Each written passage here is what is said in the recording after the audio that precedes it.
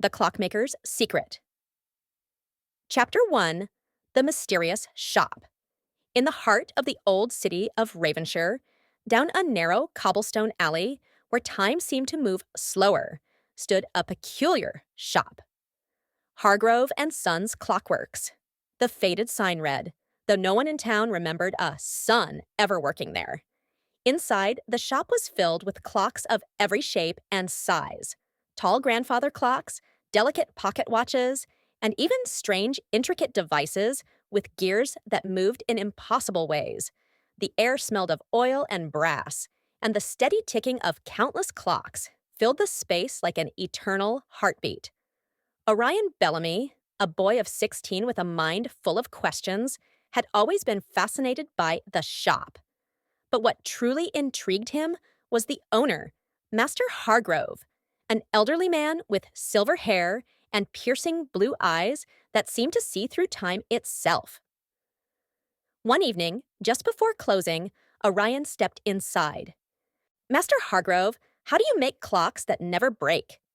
The old man smiled, his fingers adjusting a tiny gear with impossible precision.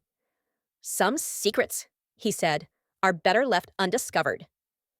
But Orion was not one to let a mystery rest. Chapter 2. The Hidden Workshop. Later that night, Orion returned.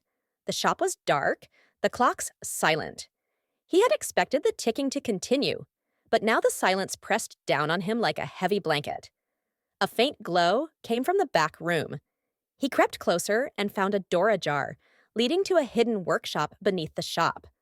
Unlike the front, this room was different.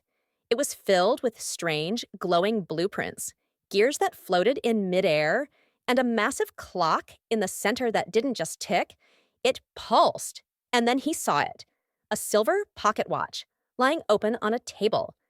But instead of ordinary hands, its face showed swirling stars and shifting constellations. Orion picked it up.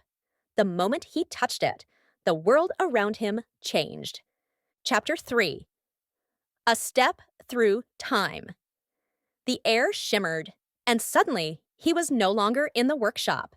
He stood in the same place, but the shop was gone. Ravenshire was gone. Instead, he was in a city made of metal and glass, with strange machines flying overhead and towers stretching into the clouds. People walked in clothes made of glowing threads, and above him, massive mechanical gears turned in the sky, as if controlling the passage of time itself. Before he could move, a voice spoke behind him. "You shouldn't be here." Orion turned to see Master Hargrove, except he was younger, his silver hair now dark, his eyes just as piercing. "You used the chrono watch," Hargrove said grimly, stepping forward. "Do you have any idea what you've done?" Chapter 4. The Order of Time. Orion stammered. I don't understand. What is this place?" "This," Hargrove said, gesturing to the impossible city around them, "is the future.